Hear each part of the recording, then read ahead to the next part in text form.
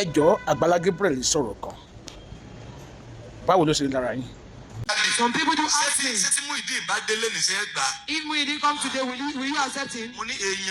He's a man. I'm not God. I will embrace him. See, this morning the house is there.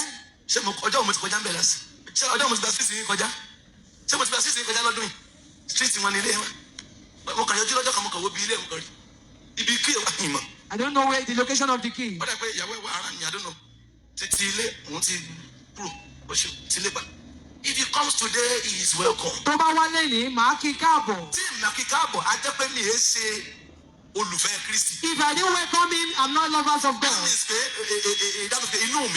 That means I'm wicked. That I'm not following what I'm If he comes today, he is welcome. Mo kí káàbọ̀. Ó ní tí Muideen bá padà wá lẹ́nìí ó náà á gbà padà. Ó ní tí Muideen bá padà wá lẹ́nìí pé òun tún ti ṣe tán láti darapọ̀ mọ́ ìjọ Agbala Gabriel. Agbala Gabriel náà máa gbà padà lẹ́nìí pé òun nílé. Pé kódà ilé ẹ̀ sì wà níbi tó wà tí òun kankan ò sí lẹ́yìn. Ilé táwọn kan gbérú mọ́ ń gbà kan pé wọ́n ti ta lé yẹn ó ní ilé yẹn wà níbi tó wà kò sí nǹkan tó ṣe. Tó bá wá lẹ́nìí òun ló ní ilé ẹ̀ tó bá dẹ̀ wá lẹ́nìí pé òun fẹ́ kún darapọ̀ mọ́ ìjọ padà ó ní àwọn àgbà tọwọ́ tẹsẹ̀. Àwọn kan wá ń sùn pé kò yẹ kí Agbala Gabriel padà gbà mọ́ wọ́n tó bá padà gbà wọ́n ló lè ṣe the worst. Ṣùgbọ́n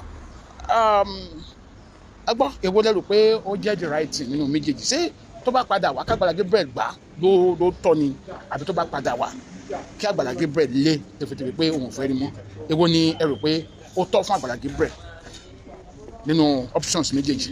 Then fún ẹ̀yin tí ẹ wá nífẹ̀ẹ́ Muideen ṣé kó padà wá sí ọ̀dọ̀ Agbala Gabriel ni ó tọ́ àbí kó remain síbi tó wà yẹn ẹ fi lóyún àdàbẹ̀ comment section. This is Adé Adé, advocate for the masses.